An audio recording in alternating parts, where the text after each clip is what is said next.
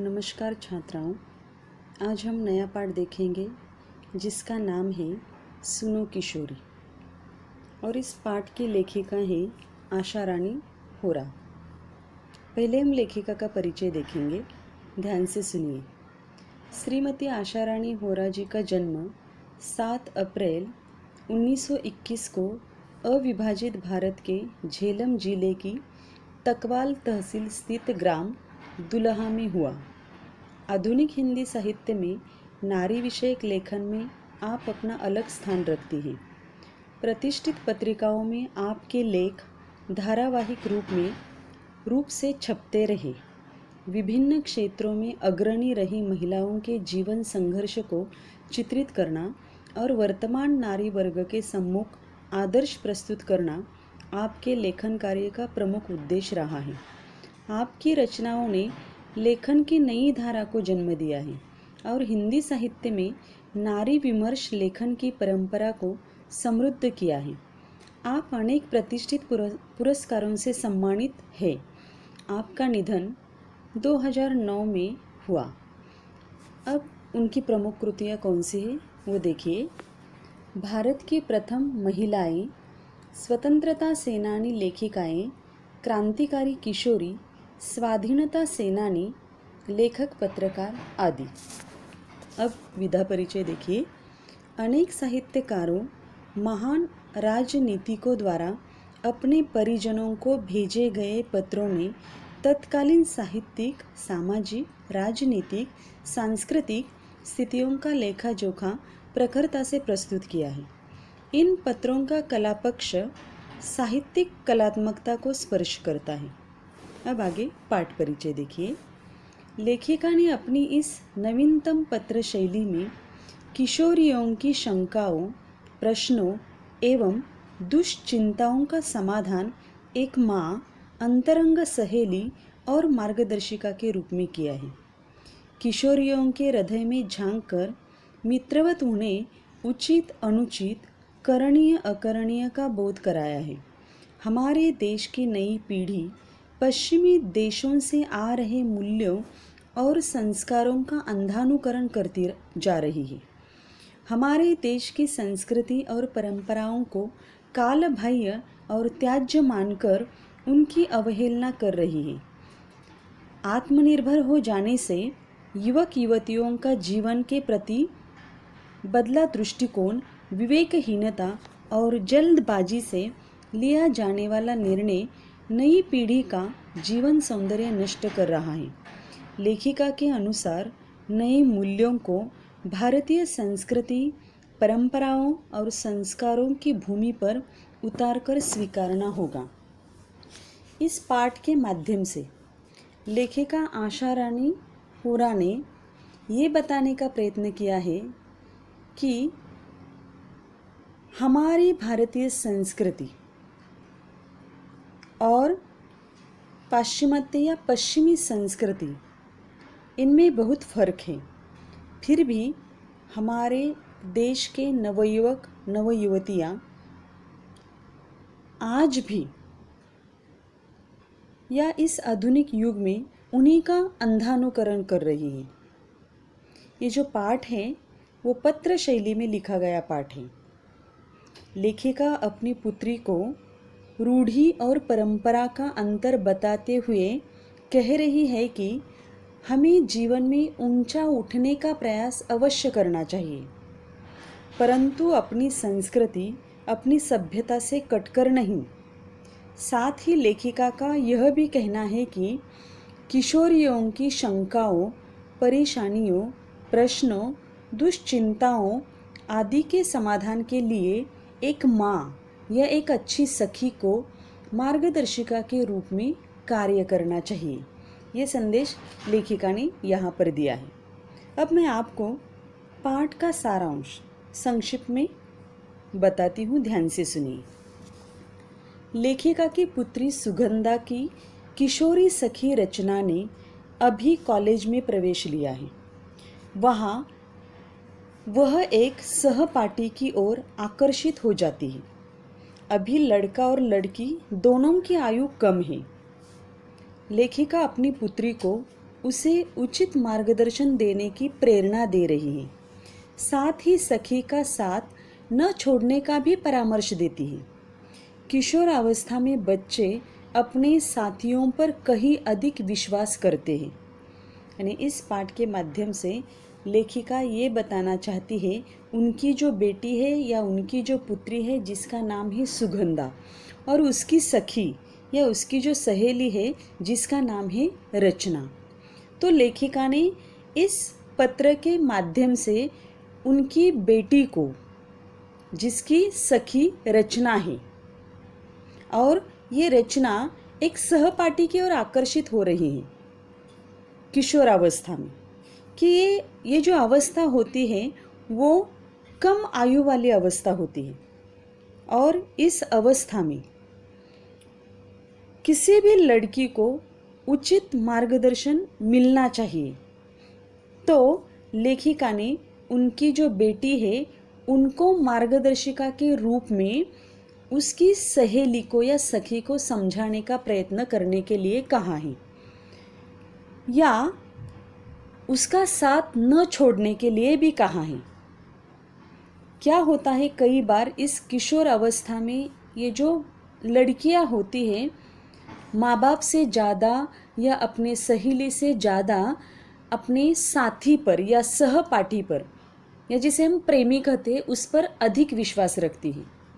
और यही आशा रानी होरा ने इस पत्र के माध्यम से, अपनी बेटी को लिखे हुए पत्र के माध्यम से हमें ये संदेश देने का प्रयत्न किया है कि अगर इस किशोरी अवस्था में कोई भी लड़की गलत कदम उठाती है कम आयु में, तो उसे प्रेरणा देनी चाहिए सही राह पर चलने के लिए, उसे मार्गदर्शन करना चाहिए सही राह पर चलने के लिए। और ये काम लेखिका ने और उनकी जो पुत्री है सुगंधा, उनके माध्यम से किया है। अब हम आगे एक एक परिचय देखेंगे और उसका अर्थमय या उसका स्पष्टीकरण मैं आपको बताती हूँ। पहले मैं परिचय पढ़ती हूँ, ध्यान से सुनिए। सुनो सुगंधा, तुम्हारा पत्र पाकर खुशी हुई। तुमने दो तरफा अधिकार की बात उठाई है, वह पसंद आई। बेशक जहाँ जिस बात से तुम्हारी असहमति हो वहाँ तुम्हें अपनी बात मुझे समझाने का पूरा अधिकार है। मुझे खुशी ही होगी तुम्हारे इस अधिकार प्रयोग पर। इससे राह खुलेगी और खुलती ही जाएगी। जहाँ कहीं कुछ रुकती दिखाई देगी वहाँ भी परस्पर आदान प्रदान से राह निकाल ली जाएगी। अपनी अपनी बात कहने सुनने में बंधन या संकोच कैसा। यानी ये जो संवाद है माँ और पुत्री के बीच में है। सुनो सुगंधा, तुम्हारा पत्र पाकर खुशी हुई। ये कौन बोल रहा है? ये माँ बोल रही है अपनी बेटी को, यानी सुगंधा को।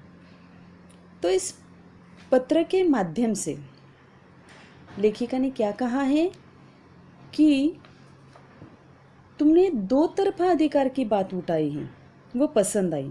यानी उसकी बेटी की जो सोच है उस पर लेखिका सकारात्मक विचार करती है कि तुमने जो बोला है या तुमने जो बात उठाई वो मुझे पसंद आ गई। और उस पत्र में जहाँ जिस बात से तुम्हारी असहमति हो वहाँ तुम्हें अपनी बात मुझे समझाने का पूरा अधिकार है। यानी ऐसा नहीं कि छोटी है तो बड़ों का ही सुनना चाहिए, ऐसा नहीं। छोटों को या बेटियों को भी अपना अधिकार या अपना जो मत होता है, अपनी जो सोच होती है वो बताने का अधिकार होता है। और ये लेखिका ने अपनी बेटी को दिखाया है या समझाया कि तुम्हारी भी बात बिल्कुल सही है। अब आगे देखो, मैंने तो अधिकार की बात यूं पूछी थी कि मैं उस बेटी की माँ हूँ जो जीवन में ऊंचा उठने के लिए बड़े ऊंचे सपने देखा करती है, आकाश में अपने छोटे छोटे डैनों को चौड़े फैलाकर। यानी यहाँ पर डैनों का मतलब क्या है? पंख। आप सभी को मालूम है हर एक माँ बाप का सपना होता है कि अपने बच्चे आकाश को या आसमान को छू ले। माँ बाप का सपना होता है, बच्चों का भी सपना होता है, लेकिन कई बार क्या होता है जब उनकी ये यौवन अवस्था या किशोर अवस्था होती है तो किसी का पैर फिसल जाता है। तो इसके लिए ऐसी अवस्था में मार्गदर्शक के रूप में या प्रेरणा के रूप में कोई न कोई होना चाहिए, या उन बच्चों को मन से या भावना से सोचने के बजाय अपनी बुद्धि से सोचना चाहिए। तो यहाँ पर लेखिका कहती है, मैंने तो अधिकार की बात यूँ पूछी थी कि मैं उस बेटी की माँ हूँ और जो जीवन में ऊंचा उठने के लिए बड़े ऊंचे सपने देखा करती है। यानी हर एक माँ बेटी के रूप में माँ या बेटी सभी के बारे में ऐसा ही हम सोचते हैं कि जीवन में आगे बढ़ना है, आकाश को छू लेना है, तो हमें क्या करना चाहिए, ये जो हमारे सपने हैं उसकी तरफ हमारे या उस मंजिल की तरफ हमें क्या करना चाहिए, बढ़ना चाहिए।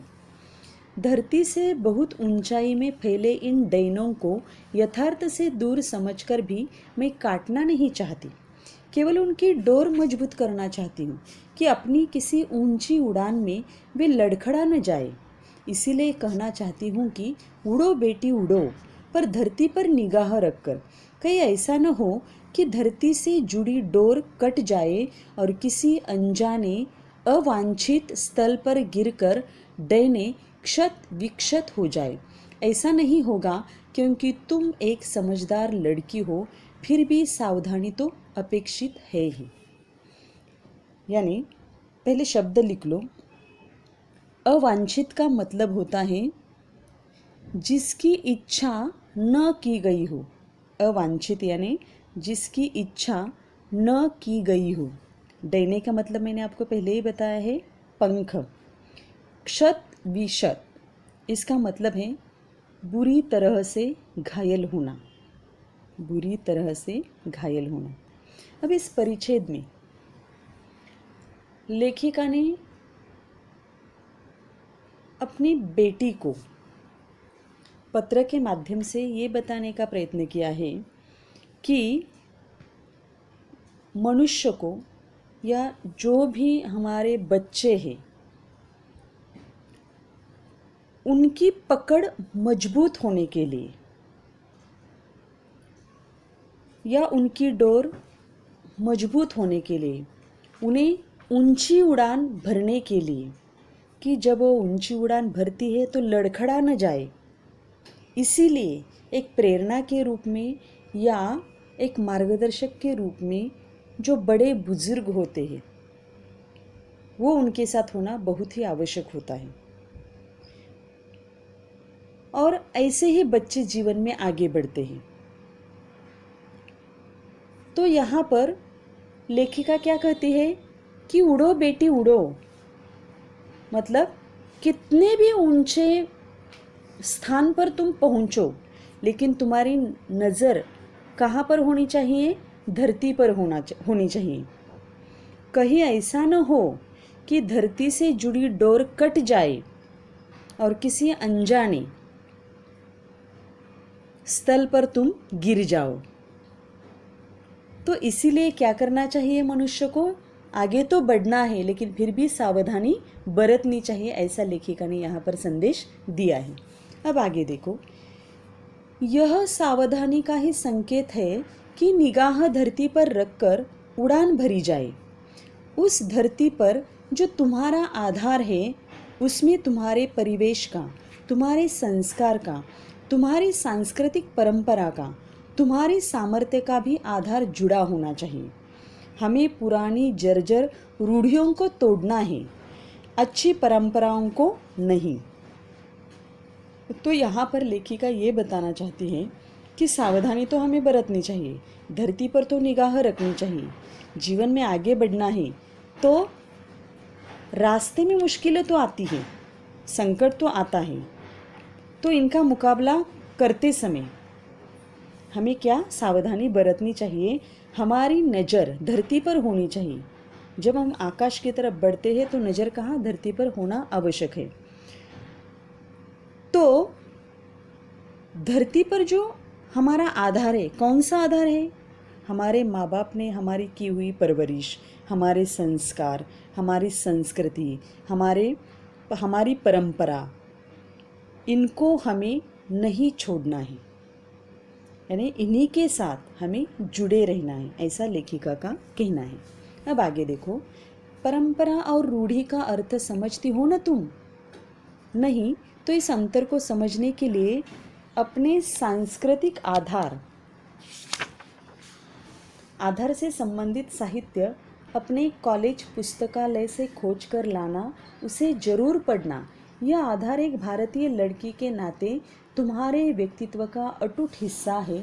इसलिए तो इस परिच्छेद में लेखिका ने अपनी बेटी को परंपरा और रूढ़ि में क्या फ़र्क है इसके लिए पढ़ाई करने के लिए कहा है। अपने कॉलेज के पुस्तकालय में या लाइब्रेरी में जाओ और जो हमारे संस्कार के संस्कृति की जो किताबें हैं उसे ले लो और उससे पढ़ो, तभी तुम्हारे समझ में आ जाएगा कि रूढ़ि और परंपरा में क्या फ़र्क है। अगली तासिका में हम ये रूढ़ि और परंपरा में क्या फ़र्क होता है, इंसान को रूढ़ि की तरह या परंपरा के साथ किस प्रकार जीना चाहिए, ये हम देखेंगे। आज हम यहीं रुकते हैं। धन्यवाद।